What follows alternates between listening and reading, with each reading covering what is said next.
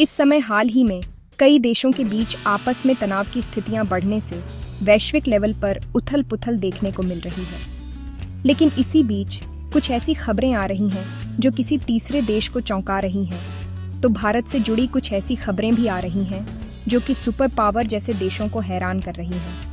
और इसी बीच ऐसा क्या हुआ जिससे यूरोपियन यूनियन के वह 27 देश भारत के चरणों में लिपट पड़े हैं जो कभी भारत का मुंह देखना भी पसंद नहीं करते थे। और आखिरकार भारत ने अमेरिका को चकमा देकर ऐसा क्या कर दिया कि ईरान भारत को शुक्रिया करता फिर रहा है। यही नहीं बल्कि भारत ने किस जगह पर नया तेल भंडार हाल ही में खोज निकाला है और अमेरिका के द्वारा पिछले 200 सालों में चली गई किस चाल का खुलासा हो गया है। और इसके अलावा भी काफ़ी सारी इंपॉर्टेंट अपडेट्स निकलकर सामने आ रही है जो आपको मेन स्ट्रीम न्यूज़ चैनल्स पर भी देखने को नहीं मिलेंगी। इसीलिए वीडियो को एंड तक ज़रूर देखिएगा। सबसे पहले बात करते हैं यूरोपीय यूनियन के 27 देश की जिनके साथ हाल ही में भारत का FTA यानी कि फ्री ट्रेड एग्रीमेंट होने वाला है। और अगर यह एग्रीमेंट हो जाता है तो भारत को यूरोपियन यूनियन के 27 अमीर देशों के मार्केट का ड्यूटी फ्री एक्सेस मिल जाएगा। यानी कि भारत अपने सामानों को यूरोपियन यूनियन के सभी अमीर देशों में बिना एडिशनल टैक्स और टैरिफ के अपने सामानों को एक्सपोर्ट कर पाएगा, जिससे भारत के ज़्यादा से ज़्यादा सामान यूरोप में जाएंगे और भारत की होने वाली कमाई पहले से ज़्यादा होगी। लेकिन अब जब फ्री ट्रेड एग्रीमेंट की बात अपने फाइनल स्टेज पर जाने वाली थी तो यूरोपीय यूनियन भारत से कुछ ज़्यादा ही चालाकी दिखाने की कोशिश कर रहा है। दरअसल EU ने अपने GSP यानी जनरलाइज्ड सिस्टम ऑफ प्रेफरेंसेस के नियमों में बदलाव का ऐलान कर दिया है। बाहर से देखने पर यह बदलाव मामूली लगते हैं, लेकिन टाइमिंग ऐसी चुनी गई है कि सीधा दबाव भारत पर पड़े। सवाल यह है कि क्या FTA से पहले EU भारत की बार्गेनिंग पावर कमजोर करना चाहता है। रेफरेंस के लिए आप इस आर्टिकल को देख लीजिए जिसमें भारत के लिए इसे यूरोपियन यूनियन का एक झटका माना जा रहा है। यूरोपीय यूनियन का कहना है कि नए नियमों से भारत के सिर्फ 2.66% निर्यात पर असर पड़ेगा। लेकिन असली खेल यहाँ आंकड़ों से ज्यादा रणनीति का है। ये बदलाव जनवरी 2026 से लागू होंगे, यानी ठीक उसी वक्त जब भारतीय UFTA पर आखिरी मुहर लगने की उम्मीद है। EU यह संदेश देना चाहता है कि अगर समझौता उसकी शर्तों पर नहीं हुआ तो भारत को GSP जैसे व्यापारिक लाभों के लिए तरसना पड़ सकता है। दिलचस्प बात यह है कि EU ने कृषि उत्पादों को GSP से बाहर नहीं किया ताकि राजनीतिक विरोध कम रहे, लेकिन गैर कृषि सेक्टर में खासकर लेदर, फुटवियर और मैन्युफैक्चरिंग प्रोडक्ट्स के लिए नियमों में सख्ती कर दी गई है। यह वही सेक्टर है जहां भारत यूरोप में सस्ते और प्रतिस्पर्धी निर्यात के दम पर मजबूत स्थिति में है। यानी EU सीधे भारत की ताकत वाले इलाकों को टारगेट कर रहा है। अब बड़ा सवाल यह है कि क्या भारत इस झटके से डरेगा? तो इसके लिए आपको बता दें कि संकेत साफ है कि भारत इस दबाव की राजनीति को समझ रहा है। भारत पहले ही साफ कर चुका है कि FTA होगा, लेकिन बराबरी की शर्तों पर, न कि धमकी के माहौल में। GSP का इस्तेमाल एक टूल की तरह करना EU की मजबूरी दिखाता है, ताकत नहीं।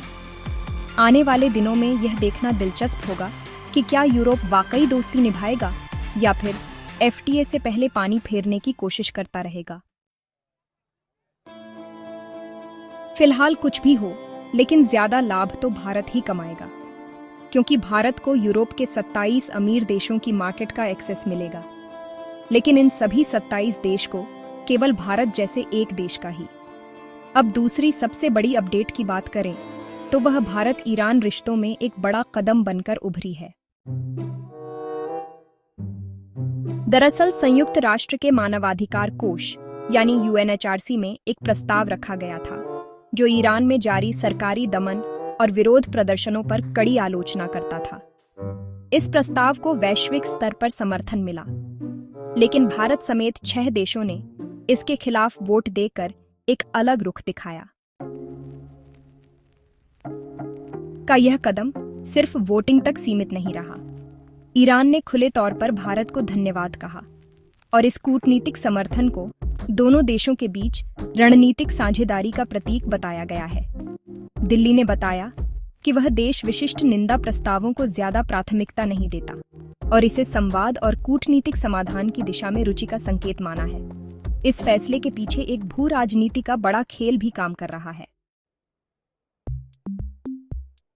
ईरान मिडिल ईस्ट में भारत का ऊर्जा स्रोत और रणनीतिक साझेदार है, खासकर चाबहार पोर्ट जैसे प्रोजेक्ट्स के संदर्भ में, जो अफगानिस्तान और मध्य एशिया तक पहुंच को आसान बनाते हैं।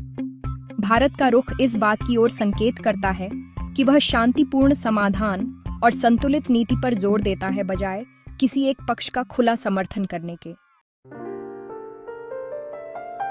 अब यह देखना होगा कि इस फैसले से अमेरिका जैसे बड़े खिलाड़ियों का रुख क्या होता है, क्योंकि वहां से इस प्रस्ताव के समर्थन की उम्मीद थी। भारत की यह रणनीति वैश्विक मंच पर उसकी स्वतंत्र और संतुलित कूटनीति की मिसाल बन सकती है और साथ ही क्षेत्रीय स्थिरता और ऊर्जा सुरक्षा जैसे अहम मुद्दों में उसकी भूमिका को फिर से मजबूत करती है। नेक्स्ट अपडेट आ रही है भारत के गारमेंट सेक्टर को लेकर, जिसका एक्सपोर्ट अमेरिका में लगातार कम होता जा रहा है, लेकिन इससे नुकसान भारत का नहीं बल्कि खुद अमेरिका का है। दरअसल अमेरिका के बाजार में होने वाले भारतीय गारमेंट के निर्यात पर 50% शुल्क का असर दिखने लगा है। 50% शुल्क के बाद सभी प्रकार के गारमेंट निर्यात पर कम से कम 60% का शुल्क लग रहा है, जिससे अमेरिका के खरीदारों ने भारतीय निर्यातकों से माल खरीदना कम कर दिया है या फिर उनसे कीमत में अतिरिक्त छूट की मांग कर रहे हैं।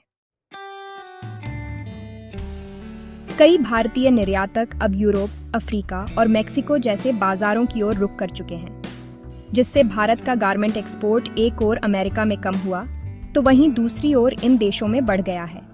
इसीलिए बताया जा रहा है कि भारत के गारमेंट एक्सपोर्ट पर 50% टैरिफ लगाना अब अमेरिका को खुद उल्टा भारी पड़ चुका है।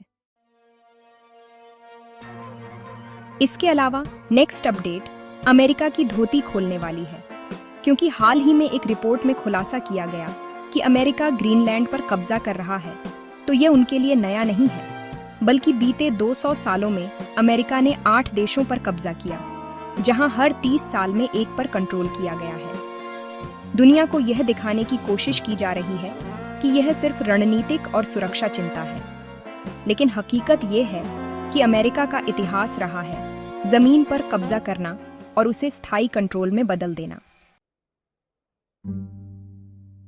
ग्रीनलैंड की कहानी अचानक शुरू नहीं हुई, बल्कि यह उसी पुरानी नीति का अगला चैप्टर है। अगर पिछले 200 सालों का रिकॉर्ड उठाकर देखा जाए तो तस्वीर और भी डरावनी बन जाती है। अमेरिका ने इस दौरान कम से कम 8 देशों और क्षेत्रों पर सीधे या इनडायरेक्टली रूप से कब्जा किया। बात यह है कि यह सब किसी एक दौर में नहीं हुआ, बल्कि लगभग हर 25 से 30 साल में एक नया इलाका अमेरिका के कंट्रोल में जाता रहा। यानी यह कोई संयोग नहीं, बल्कि एक सोची समझी विस्तारवादी रणनीति रही है,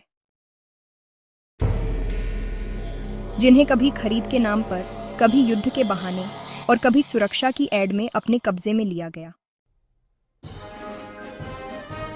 अब अगली और बेहद बड़ी अपडेट भारत की ऊर्जा सुरक्षा से जुड़ी सामने आ रही है। ताज़ा रिपोर्ट के मुताबिक भारत के पूर्वी तट पर करीब 24 अरब बैरल हाइड्रोकार्बन भंडार होने की संभावना जताई गई है।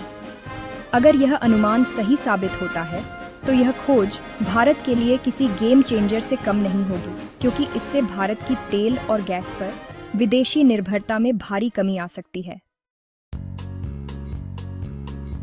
जानकारी के अनुसार यह संभावित भंडार कृष्णा गोदावरी बेसिन, महानंदी बेसिन और बंगाल बेसिन जैसे क्षेत्रों में माना जा रहा है। ये वही इलाके हैं जहां पहले भी प्राकृतिक गैस की मौजूदगी के संकेत मिल चुके हैं, लेकिन अब जो आंकड़े सामने आ रहे हैं वे कहीं ज्यादा बड़े हैं।